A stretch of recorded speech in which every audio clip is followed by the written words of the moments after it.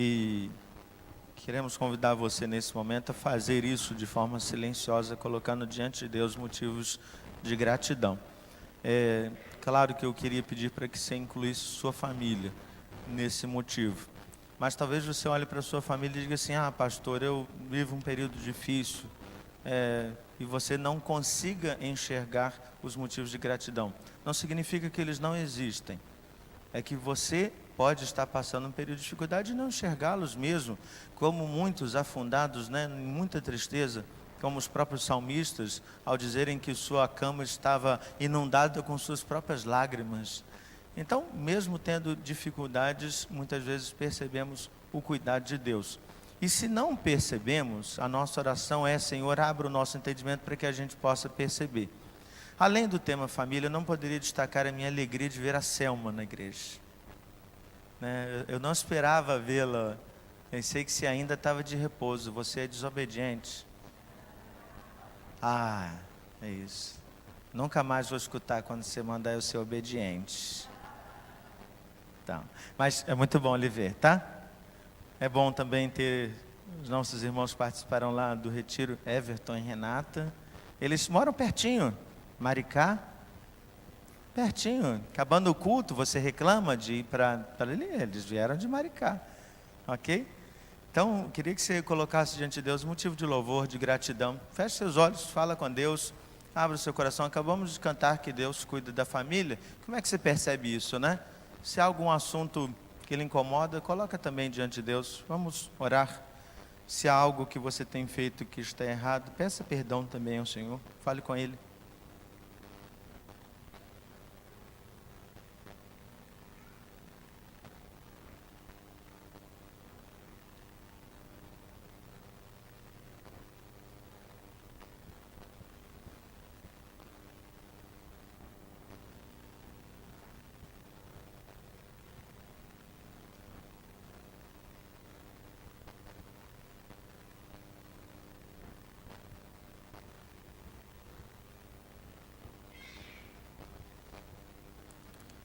Pai, a gente tem muito para agradecer ao Senhor, mas talvez a gente não consiga expressar isso em palavras, nem em expressões ou sentimentos. Mas nós queremos dizer ao Senhor muito obrigado por tudo que o Senhor tem feito, que a gente nem se dá conta. Coisas que a gente nem menciona nos nossos momentos de gratidão. Não ficamos agradecendo aquelas coisas que não estão diretamente relacionadas a nós. Às vezes agradecemos aquelas que são óbvias, e que não só nós, mas todo mundo percebe. Mas que o nosso coração tem um senso de gratidão muito grande, de entender que nunca seremos capazes de expressar com palavras ou com a nossa própria vida o reconhecimento daquilo que o Senhor tem feito por nós. O Senhor nos deu esposa e deu maridos às esposas, e nisso já devemos agradecer ao Senhor, porque a Tua palavra nos mostra que encontrar uma esposa é encontrar o favor do Senhor, a bênção do Senhor. Nosso coração já deveria ser só agradecido pelo simples fato de sermos casados.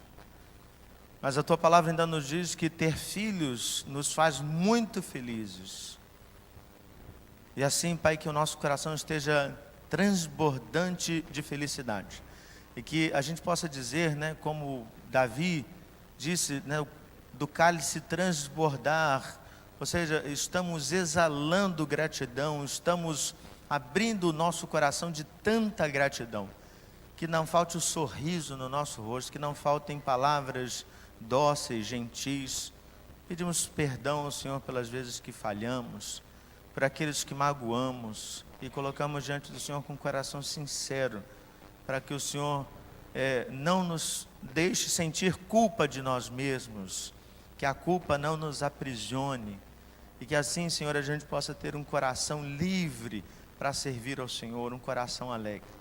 Agora nós vamos ouvir a Tua palavra, ler Tua palavra mais uma vez, com o objetivo específico de refletir nela, mas nenhuma reflexão será possível se o Teu Espírito não nos alcançar.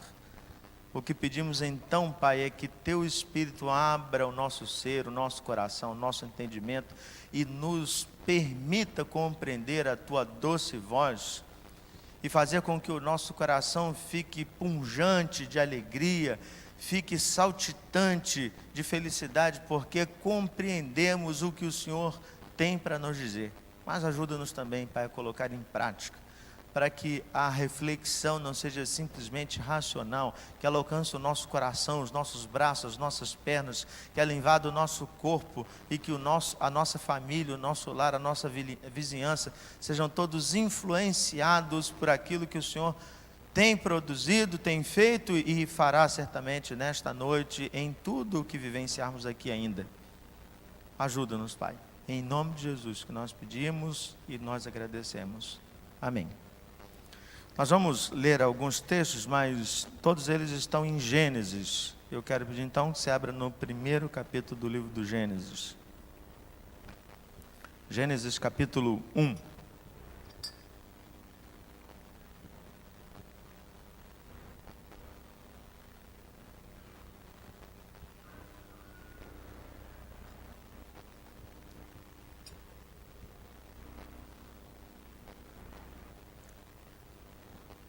Pedir a Carol ali que deixe os slides das fotos já prontos para a gente observar no momento próprio. Eu vou fazer a leitura agora de Gênesis 1, dos versículos de 1 a 3. E eu vou sempre indicando para você os próximos textos que nós vamos ler.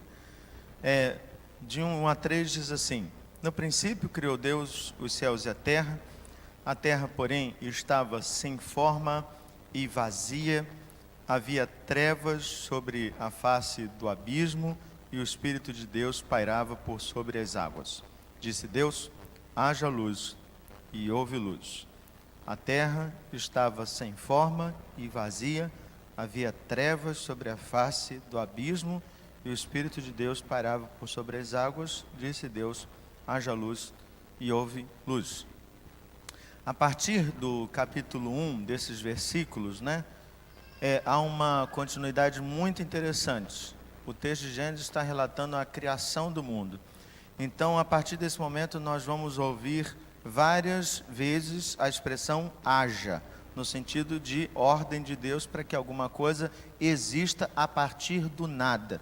Então, não existe nada e Deus cria. Não existe a luz, ela é criada por Deus. Não existem os luminares, sol, lua, estrelas, não existem. Deus vai criando a partir do nada. E é muito interessante que Deus é maravilhoso. E a gente pode dizer isso de muitas formas e talvez não perceber a profundidade disso. Mas Deus, Ele faz as coisas com tanto cuidado. Quando a gente viajava lá, voltando de Miguel Pereira para cá, a gente olhava as montanhas, que estavam presentes. E eu estava comentando com o pessoal do carro, eu falei: olha que coisa interessante, Deus colocou vários tons de verde, assim, formas. Se fosse o Fábio, a gente fazia quadrado, prático, plano, assim. Para que aquele monte de detalhe? Cada pedra compõe uma paisagem imensa, Deus criou borboletas de diversas cores, Deus não as padronizou. Nem um dálmata, que é aquele cachorro branco cheio de bolinha preta, se você botar um do lado do outro, eles não são iguais. Eles têm bolinhas em lugares diferentes, eles são diferentes, eles têm formato diferente, eles têm tamanhos diferentes. Nem crianças que são gêmeas são iguais. Elas apenas se parecem, elas têm personalidade diferente. Nenhum de nós tem uma digital igual. Coisa interessante isso, rapaz? Nenhum de nós tem uma digital igual. Deus criou digitais para todo mundo. Só que o texto começa dizendo que a terra estava sem forma e vazia, e a expressão que se usa para dizer isso é o caos. Então, quando a gente fala de caos, toda palavra que a gente fala, ela gera uma imagem, na nossa cabeça. Então, quando eu pergunto para você caos, o que surge na sua cabeça? Quando eu falo caos, para mim surgem algumas imagens. Eu separei algumas de um caso muito específico, Essa aí é a Síria nos dias atuais. Então, olha só. São 5 fotos só, Carol. Ele pode passar a próxima. Uma mais aterrorizante que a outra. Muito bem. Imagine que você morasse nesse lugar aí. A sua casa foi destruída, completamente destruída. Não existem supermercados, não existe internet, não tem shopping, não tem absolutamente nada. A pergunta é, o que você faria se você morasse nesse lugar e esse lugar que você morasse agora estivesse assim? O que você faria? Sairia de lá. É o que todo mundo está fazendo. As pessoas estão arriscando a vida, colocando lá seus filhos em botes. A maioria deles não tem colete salva-vida. E também não adianta muita coisa. Se você tem colete salva-vida, você vai ficar boiando durante dias no alto mar até você ser encontrado. Se é difícil encontrar um avião, quanto mais uma pessoa, né? Que só fica aparecendo só a cabecinha fora d'água. A não ser que o cara deite e fique lá, mas também não muda muito. É muito difícil de ser encontrado. Então, provavelmente é a morte. Essas pessoas estão todas viajando para a Europa. E o detalhe é que está criando uma crise no mundo, porque o que fazer com esse tanto de gente que vai para lá, porque não tem onde morar. Então, o caos é uma coisa que faz a gente pensar em ter uma atitude. Que atitude a gente vai ter? Se eu convidasse vocês a reconstruir esse lugar, quanto de dinheiro a gente precisa para reconstruir esse lugar? Muito dinheiro. Talvez a dívida do Brasil, né, que já está em 3 trilhões e não sei quanto lá, não sei nem quanto dinheiro é isso. Talvez um tanto de dinheiro desse a gente construa metade da cidade e coloque as pessoas lá de volta. Muito bem, o que fazer diante do caos? Reverendo Ronaldo Lidório, ele tem uma técnica muito interessante, ele contou isso numa palestra que ele deu. Eu vou começar a usar isso quando eu chamar seminaristas para trabalhar aqui na igreja. Não fiz isso com o Robério, mas quem sabe ainda farei, né, para que ele possa ser ordenado. Reverendo Ronaldo Lidório chama os candidatos a missionário e os leva às tribos mais difíceis. Tem uns pernilongos desse tamanho, assim. Não, mentira, assim. E aí ele leva os missionários e ele pergunta assim, para um lugar bem desolado, bem ermo, bem ruim, e diz assim, o que você vê? Aí o missionário, o candidato a missionário diz, puxa, eu vejo gente muito pobre, vejo essas casinhas dele aí muito ruim, muito ruim, vejo esgoto, vejo isso, vejo aquilo, tal, e começa a relatar uma série de dificuldades que ele está vendo. E o reverendo Ronaldo Lidório disse assim, tá bom. E ele pergunta, e aí, posso vir trabalhar? Ele fala, não está contratado não. E aí ele vai chamando candidatos a missionário, até que de repente aparece um que diz assim, o que você vê aí? Ele diz assim, cara, eu vejo um hospital ali, hospital, vai fazer um hospitalzão, emergência, tal. Vejo escola aqui, vejo saneamento básico aqui, vejo isso, vejo aquilo, tal, o reverendo está contratado. Pode começar a trabalhar. Ou seja, qual é a nossa reação diante do caos? O que Deus fez diante do caos? Não tinha nada, só tinha, a terra era sem forma e vazia. Se Deus fosse você, Ele teria metido o pé e ido para a Europa. Mas Ele decidiu olhar para o caos e fazer o quê? Vou construir um lugar bonito aí. Para nós a gente lê, mas não consegue perceber. Deus é aquele que consegue ver além do que está ali na imagem. Deus vê o que aquilo pode ser. E aí aparece uma série de palavras de Deus, né, a partir do versículo 4. Haja luz, houve luz, e viu Deus que a luz era boa, fez separação entre luz e trevas. Então houve tarde e manhã, Deus separou as águas, Deus criou vegetação, Deus criou os animais de toda espécie, criou sol, luz, estrela, criou o homem, e no 7º dia, Deus descansou. O relato da criação tem uma coisa muito interessante, é que Deus, por ser Deus, Ele tinha o poder e tem o poder de fazer com que as coisas parecessem assim, ó. Mas como um artista mesmo, que vai construindo pouco a pouco, que vai pintando e que vai percebendo como as coisas vão, Deus vai apreciando cada criação. Então Ele cria a luz e no primeiro dia Ele curte o dia e a noite. Então, quando depois Deus cria o sol, a lua e as estrelas, Ele vai curtindo mesmo a ideia de que existe um luminar para o dia, existe um luminar para a noite, existem as estrelas que tornam o céu mais bonito. Deus vai criando vegetação, cria animais diferentes. Quando Deus cria o mundo em dias sequenciais e não tudo de uma só vez, Ele está ensinando o Fábio ansioso que nada na vida se constrói da noite para o dia. Nada, absolutamente nada. Nem família, nem carreira, absolutamente nada, nem amizade. Tudo na vida tem uma etapa. E quando a gente pula etapa, as coisas vão dar errado. Então a gente precisa seguir etapa, precisa seguir o dia a dia, precisa caminhar e precisa construir para que as coisas aconteçam. Então, quanto tempo demora para construir um mundo, né? Deus criou em 6 dias. Quanto tempo demora para restaurar uma cidade como essa? Para Deus, 1 segundo. Mas a grande questão é que a gente tem medo do caos. O caos dá trabalho. O caos exige demais da gente. Por trabalhar nos mutirões da igreja, a gente vai ganhando experiência e traumas também, né? Eu olho aquela quantidade de entulho caído na rua, eu me lembro da quantidade de entulho que tinha na quadra. Quem jogou a quantidade de entulho para trás, entende o que eu falei.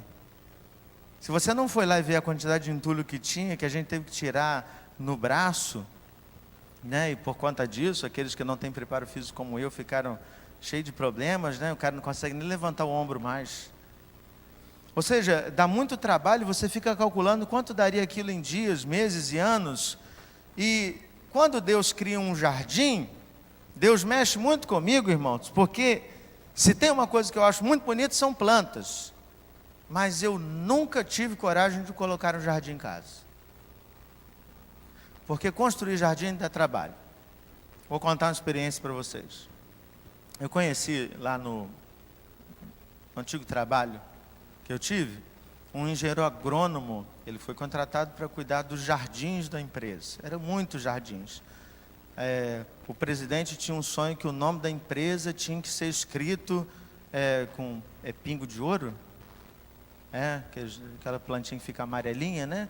Então, ele não queria saber o trabalho que aquilo ia dar para o engenheiro agrônomo, mas ele queria que aquilo acontecesse. E aí veio o engenheiro agrônomo com as técnicas dele para dizer que uma planta era de sol, outra era de sombra, e quando ele pediu que não dava para plantar, porque a planta era de sol, mas aquilo estava na sombra, e aí começou a explicar, e de um monte de planta, tal, e uma coisa muito complicada de se entender e de se viver. Resumo da história, ele deu uma outra proposta e criou lá na antiga Castrol, porque agora ela vai fechar as atividades, né? Já encerrou as atividades aqui no Rio de Janeiro. Ele criou um play para as plantas. Isso mesmo, um playground. Ele colocou um monte de plantinha, e aí as plantinhas tinham horário de banho de sol. Aí tinha um funcionário que determinada hora tirava, botava na sombra, tinha uma quantidade de água medida para colocar, e ele passava lá todos os dias e conversava com as plantas. Eu achava que ele era doido. Mas e ele ia conversando com aquilo, tal, até o dia que eu cheguei para ele e falei assim: cara, eu tenho uma varanda lá em casa. Quem já foi lá em casa tem uma varanda? E eu fiz a varanda assim, um muro bem largo, porque meu sonho era colocar assim, aqueles vasos grandes, assim, colocar plantas ali de fora a fora. E aí ele falou assim: olha, Fábio, você vai cuidar do seu jardim? Eu disse: eu tenho um pai lá em casa, rapaz, não tem muito o que fazer, não. Dá um trabalho para ele. Mas assim, não, porque o jardim precisa cuidar. Mas cuidar quanto? Todo dia. Eu falei: todo dia? Tem uma planta assim que a gente vai de semana em semana, 15 dias. A gente olha para ela e faz alguma coisinha. Ela: não, Fábio, tem que cuidar todo dia. Regar, ver, jogar, ver se tem fungo, tal, tirar, limpar, trocar terra e fazer um monte de coisa. Aí eu apresentei o desenho para ele e falei assim: cara, eu fiz o seguinte, vou conversar com a minha esposa. E depois a gente faz a ideia do jardim. Nunca mais levei o desenho de volta. Porque a minha decisão é que eu não tinha tempo para isso. E eu fiquei imaginando, se eu não cuidasse daquele jardim, ia virar uma selva lá em casa. Porque é exatamente isso que ia virar. As coisas iam crescendo, eu não ia dar conta, em determinado dia, eu ia pegar aquele vaso de planta e jogar no lixo e comprar outra. Porque construir um jardim dá muito trabalho, e a gente precisa saber que realmente dá trabalho. Mas outra coisa que é interessante é que o jardim dá trabalho não é só para construir. O jardim dá trabalho para você manter. Mesmo se alguém tivesse montado para você todo o jardim, a manutenção desse jardim é muito delicada e precisa de atenção. É como um prédio, né? Você mora num apartamento, condomínio, se não tiver aquele síndico que olhe todas as coisas, que faça com que as coisas funcionem, nada vai acontecer. Então, quando você olha para o texto bíblico, Deus criou um jardim e nomeou um zelador. Qual era o nome dele? Adão.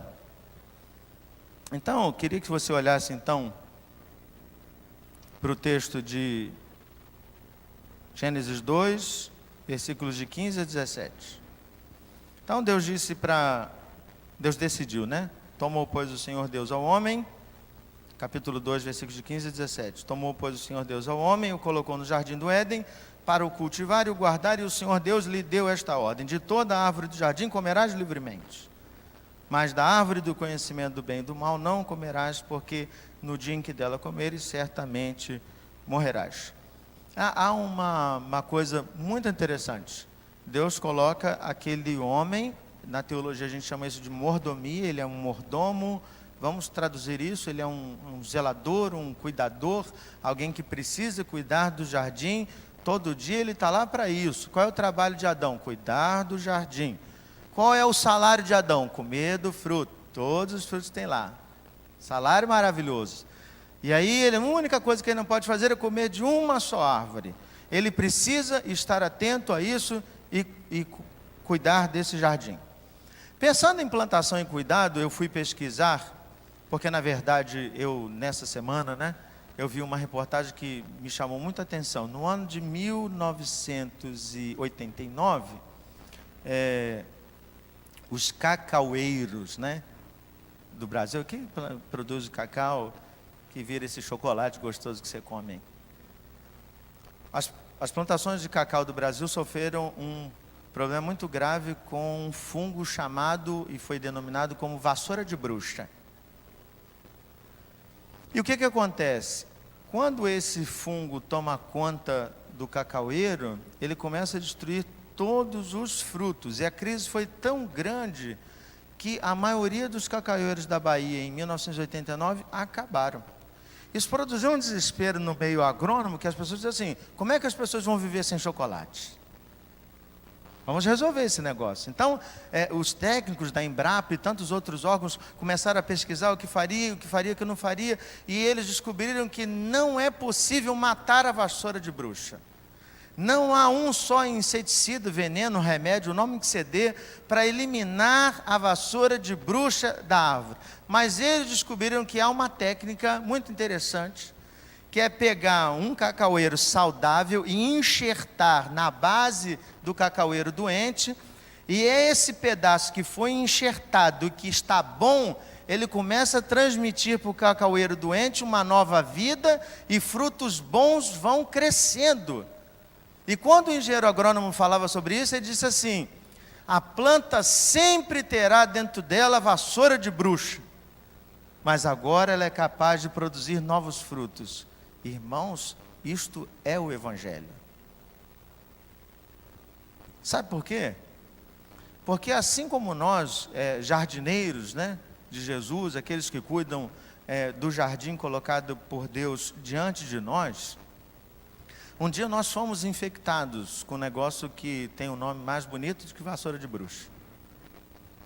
Quando Adão decidiu parar de cuidar do jardim, no sentido de descumprir a sua função, e foi olhar para aquilo que ele não podia olhar, que era a árvore do fruto proibido, ele foi infectado, contaminado, sua vida ficou suja com o pecado. O problema é que a partir de Adão todos nascem com pecado. E é muito interessante, porque a palavra que a Bíblia usa para dizer como é que aconteceu em nós a cura, é que Ele nos enxertou nele mesmo. Então é assim, nós fomos conectados com Ele para que pudéssemos absorver aquilo que é bom dEle, para que a gente assim pudesse produzir frutos bons e que glorificassem a Deus.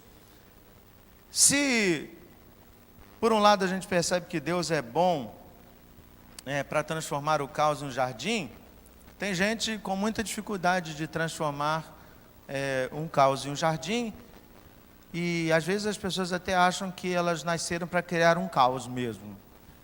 Eu queria perguntar para você que é casado, quando você estava lá naquele momento do compromisso, seja ele diante de um juiz de paz, ou seja ele diante de Deus, você estava olhando lá para o seu cônjuge, marido, mulher, e imagine que durante os votos, a mulher dissesse para o marido, né? Você é o marido, está lá sua esposa, e ela diz para você, diante do juiz de paz ou de um pastor: eu prometo atormentar sua vida, fazer com que você sofra diariamente de todos os males, eu prometo fazer com que você tenha indigestão, eu prometo fazer com que você chore, eu prometo fazer com que você sofra, que você não tenha filhos, que você seja maldito e tudo mais. Você no final diria assim: sim, até que a morte nos separe. Ninguém é doido de fazer isso. Imagine você, mulher, se o seu marido resolvesse e dissesse para você assim: olha, eu prometo que tudo que você detesta eu farei. Eu prometo realmente nunca lhe ajudar em nada, eu prometo nunca assumir responsabilidade dentro de casa. Imagine que no momento de voto o seu marido dissesse assim, falando sério: o trabalho da casa é seu, é um problema seu, você receba, e assim a gente vai viver feliz até que a morte nos separe. Você não casaria com ele. Você não casaria com ele. Isso me faz pensar que nenhuma família que hoje está vivendo o caos, na verdade, pensava em viver o caos. Não há alguém tão louco assim, e isso não pode vir à minha mente, que seja capaz de chegar ao altar diante de Deus ou diante de qualquer outra pessoa com um coração disposto a fazer o mal para o outro. Pode existir essa loucura, mas eu não conheço gente assim. Eu conheço gente que já casou por interesse, né? Eu conheço gente que tomou atitudes estranhas na hora do casamento, né? Lembro da história de um tio de meu pai que na hora do casamento, né? O padre, ele casou na igreja católica, o padre perguntou para a mulher se aceitava recebê-lo como seu esposo, e ela demorou alguns segundos para responder. E ele bem baixinho sussurrou para ela: se você disser não, eu te mato. Eles estão casados até hoje. Também, né? Foi um negócio bem interessante. E, assim, mas ela só demorou, e eles são muito brincalhões, né? E provavelmente foi por uma brincadeira dela. O fato é que a pessoa que está casando com a outra, ela tem uma predisposição a transformar o caos em jardim, mas ela tem muitas ideias pragmáticas de: se eu fizer isso, as coisas vão dar certo. Ou seja, se eu lavar a louça, se eu assumir as tarefas, né, que não são de ninguém, porque essas tarefas não são das mulheres, mas se eu assumir essas tarefas assim, isentando, deixando que ela tenha tempo para fazer unha, para fazer o cabelo, e dando dinheiro para ela também, né? Mesmo que eu faça tudo isso, isso não garante a sua felicidade no casamento.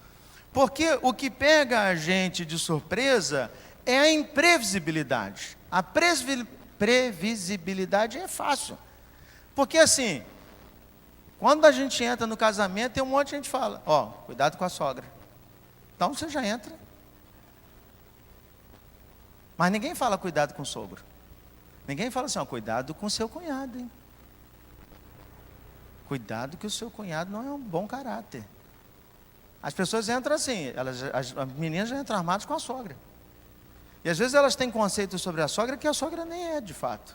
Mas elas entram com aquelas coisas que são previsíveis, problema financeiro e tudo. E quando as coisas não são previsíveis, quando as coisas não estão no planejamento, e quando elas acontecem fora do nosso controle, quando a gente é pego de surpresa, Eu acho muito interessante que a maioria dos casais acha que tem tudo no controle. E aí, sabe o que aconteceu de interessante? Adão achava que tinha tudo sob controle. O Adão, ele estava no jardim e Deus não avisou para ele assim, ó, cuidado com a serpente. Ele falou, não coma da árvore. Deus não falou assim, ó, cuidado, rapaz, tem uma serpente andando pelo jardim, hein? Perigosa, hein? Porque se Deus falasse isso, quando a serpente aparecesse, ele estava lá. Mas apareceu uma serpente. E a serpente diz para Eva que ela tem que comer do fruto. Diz para a mulher, né? O nome ainda não é Eva, mas vamos colocar Eva. Diz para a mulher que ela tem que comer. E o fato interessante é que Adão parece estar ao lado de Eva. Uma pergunta curiosa. Quem recebeu a ordem de Deus para não comer do fruto? Foi a mulher? Não, foi o homem. Será que Adão passou a ordem para Eva? Será que Adão chegou assim, ô Eva, deixa eu te falar um negócio aqui. Alguns dias atrás você não existia ainda. Você estava no barro ainda. Ninguém tinha tirado minha costela. Então Deus não tinha feito nada, você não existia. Aí naquele dia, Deus chegou e disse assim, ó, tem uma árvore que não pode comer. Porque se Deus disse para Adão, Adão tinha que repassar a mensagem para Eva para que ela pudesse estar preparada. Tudo bem, isso é uma hipótese importante que a gente precisa pensar. A segunda é, quando a serpente oferece isso para Eva e Adão também come, por que Adão não diz assim, Eva, não faça isso? Deus disse para não fazer. Despacha essa serpente para lá, manda ela para longe e não dá bola para ela não. Sabe uma coisa? Adão fica em silêncio. E o silêncio de Adão é extremamente prejudicial para a vida em família. Então, ao mesmo tempo que Deus criou do caos um jardim, Adão foi capaz de fazer do jardim um caos. E a partir desse momento, você tem uma terrível consequência, as coisas vão só piorando, e é claro que as coisas são difíceis de controlar mesmo. A partir do capítulo 3, então, queria que você olhasse lá. A partir do capítulo 3, versículo 1, mas a serpente, mais sagaz que todos os animais selváticos que o Senhor Deus tinha feito, disse à mulher, é assim que Deus disse, não comereis de toda a árvore do jardim? Respondeu-lhe a mulher, do fruto das árvores do jardim podemos comer, mas do fruto da árvore que está no meio do jardim, disse Deus, dele não comereis nem tocareis nele, para que não morrais. Adão cumpriu o papel, falou para Eva. Então a serpente disse à mulher, é certo que não morrereis. Porque Deus sabe que no dia em que dele comerdes, se vos abrirão os olhos, e como Deus sereis conhecedores do bem e do mal. Vendo a mulher que a árvore é boa para se comer, agradável aos olhos, e árvore desejável para dar entendimento, tomou-lhe do fruto e comeu, e deu também ao marido e ele comeu. Abriram-se então os olhos de ambos, e percebendo que estavam nus, cozeram folhas de figueiras e fizeram cintas para si. Acontece, irmãos, que a construção da família é o relato de Gênesis capítulo 1, dos capítulo 1 até o capítulo 3. Na verdade, não é só a construção da família, é a construção da nossa vida. O que acontece depois que o caos é instaurado é que Adão e Eva saem do jardim, como aqueles que viviam na Síria, era um jardim, foi destruído e agora eles vão ficar perambulando. E o problema da humanidade é que a gente vai em busca de jardins que estão prontos. Prontos. A gente tem medo das coisas que se tem por fazer. Eu lembro com carinho de uma instrução que eu recebi de um médico, quando eu e Rosinha íamos casar. Dr. Jucimar Brasil, não crente, pelo contrário, um homem com conceitos bem contrários ao cristianismo, eu cheguei para ele e falei assim, olha, doutor, eu queria fazer um exame nupcial, para eu saber se eu estou bem, se eu estou bem de saúde, se a minha esposa vai poder ter filhos, tal. E ele ficou ouvindo atentamente lá no consultório do trabalho, e depois que eu acabei de falar, ele disse assim, Fábio, posso ser sincero para você? Eu não vou passar, não, o pedido de exame. Aí eu disse, por que não, doutor? Eu quero mostrar para minha esposa como eu estou bem, quero que a gente fique tranquilo com relação a isso. Ele virou para mim e mexe com o orgulho da gente, você não está preparado para receber essa informação. Aí eu disse, mas doutor, quem sabe da minha vida sou eu? Eu sei que eu estou preparado. Ele, não. Vou dizer uma coisa, Fábio. Sabe qual a probabilidade de acontecer algum problema no exame e de mostrar que você não tem condições de engravidar a sua esposa? Muito grande. Imagine como você entrará no altar olhando para os olhos da sua esposa com uma coisa que você precisa contar para ela. E aí eu fiquei pensando naquilo, falei com a Rosinha que ele não ia passar e nós decidimos não fazer o exame. 7 anos depois de casados, nós nos deparamos com a dificuldade de engravidar. E aí me veio à memória a palavra dele. Com 7 anos já vivendo junto, compreendendo, conhecendo o outro, nós experimentamos um dos momentos mais difíceis da nossa vida conjugal. Uma crise diante do caos e a única coisa que eu queria era sumir do mundo, porque não era um assunto fácil de resolver. Não era um assunto tranquilo de se falar. Os primeiros resultados a gente ria e agradecia e brincava, e os resultados não são, é igual de gravidez, né? A menina vai fazer exame de sangue e espera que seja assim, sim ou não, grávida, sim. Aí vem um negócio lá, como é que é o nome? Beta-HCG. E aí quando a Rosinha fez o exame, saiu lá 1187. Eu falei, o que é isso, mano? Tem tanta criança aí dentro? Aí, como é que esse negócio, está grávido ou não? Aí liga para a médica aí, vamos entender esse negócio aí. E aí ligou, a doutora falou assim, não, você não está grávida não, está gravidíssima. Aí falei, vamos contar. E eu crente que no exame vinha assim, sim, é nome, letras garrafais, negócio. Aí o bendito do exame que o homem faz, né, para saber, também não vem quantidade, número. Quantos milhões de espermatozoides o homem tem? Sei lá, rapaz, para que serve isso? Quantidade? Para que ter esse número? E aí embaixo vem percentual saudável, não sabia nem que tinha alguns doentes. Entendeu? Vem lá sem cabeça, sem movimento, sem cauda, sem isso, sem aquilo. Percentual de saudáveis, eu tinha 1%. Falei, pelo menos tem um. Só que nos exames, você está rindo, né? Não é com você. Então, nos exames seguintes, irmãos, o 1% foi diminuindo a quantidade total. Tinha que ter 20 milhões, eu comecei com 11. Só faltavam 9 milhões de trabalhadores que não estavam no seu campo de trabalho.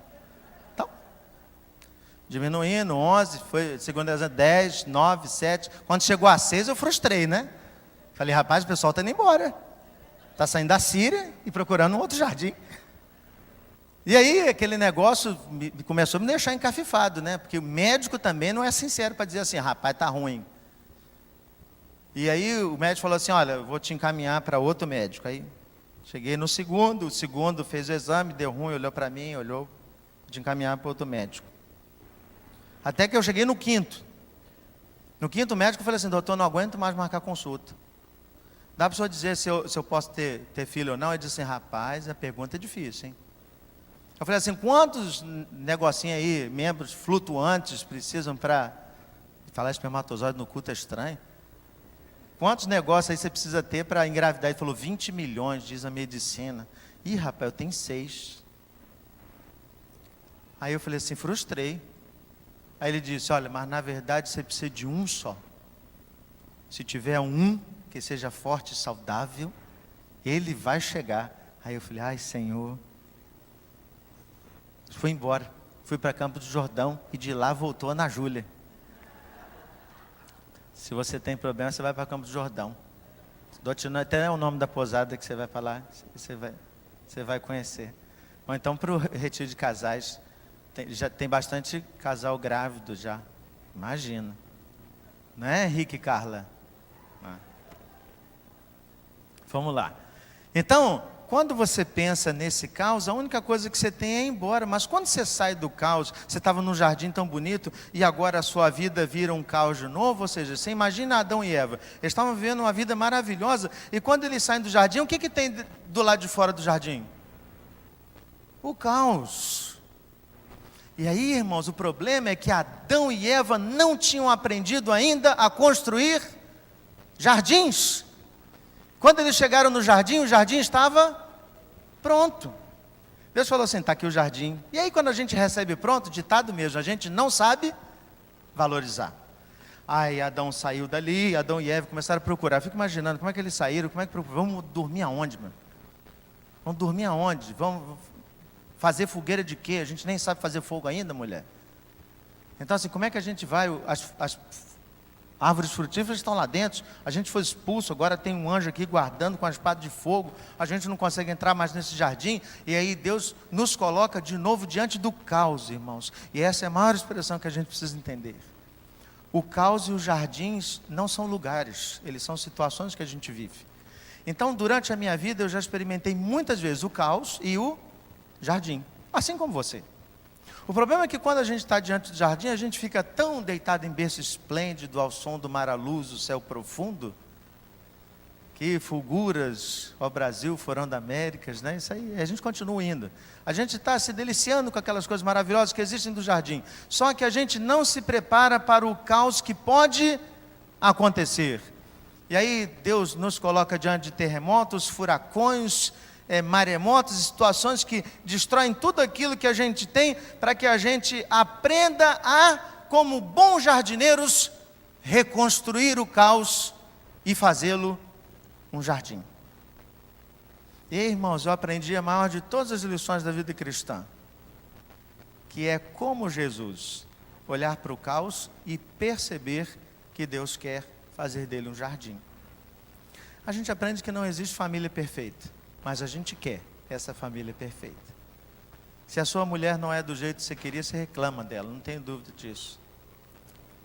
Lembre que você é um jardineiro. Cultive esta parte mais frágil. Você vai perceber que ela vai se transformar numa linda flor, uma rosinha. Essa foi para depositar, né, irmãos? Depois de um retiro de casais, vou fazer mais um quarto lá em casa. Mas o detalhe é que ser jardineiro todos os dias é tarefa difícil. A gente às vezes se acostuma tanto com o caos, a gente, tá bom o caos. Não dá para ser diferente, não dá para viver diferente. Qual é o jeito?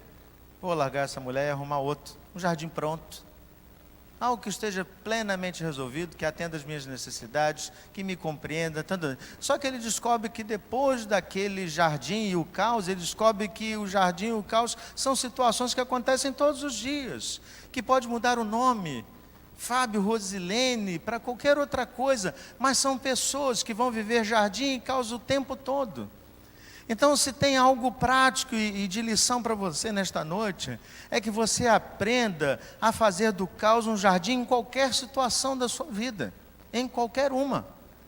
Deus nos chama para viver como jardineiros, para que a gente possa experimentar, como Ele experimentou, o prazer de ver a sua obra-prima e olhar para ela e dizer assim, muito bom, muito bom.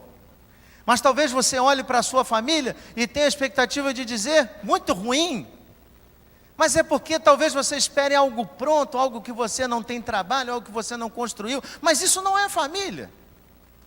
Filhos reclamam dos pais, mas filhos querem pais prontos. Eu não aprendi na minha vida a ser pai, eu estou aprendendo. Então os meus filhos também têm que aprender que eles vão encontrar um caos de um pai que nunca soube ser pai. E quando você é pai de menino e no segundo vem um menino, é diferente. Então, a gente enfrenta o caos e o jardim várias vezes na vida, e a gente não pode esperar que as pessoas tenham relações prontas. Às vezes eu vejo a ambição e o sonho, né, o desejo profundo de jovens que vão se casar, de quererem, já casando com um jardim perfeito. Tirem isso da cabeça. A experiência do caos é extremamente importante para que a gente aprenda a construir as coisas. Relacionamentos são objeto de construção, e a gente precisa estar disposto a fazer isso. Mas experimentar o caos não é fácil. Não é fácil mesmo. A lição que eu queria que você colocasse no seu coração, e o desafio prático, é que você saísse daqui querendo construir relacionamentos na sua família. Tem filhos que vivem em situação muito difícil com os pais. Conheço vários. Tem pais que vivem em situação muito difícil com os filhos. Talvez porque falte a construção. Isso é o caos. O que a gente precisa desejar é o jardim. E o que é preciso fazer para chegar lá? A tarefa pode ser até difícil, mas o resultado vai ser prazeroso.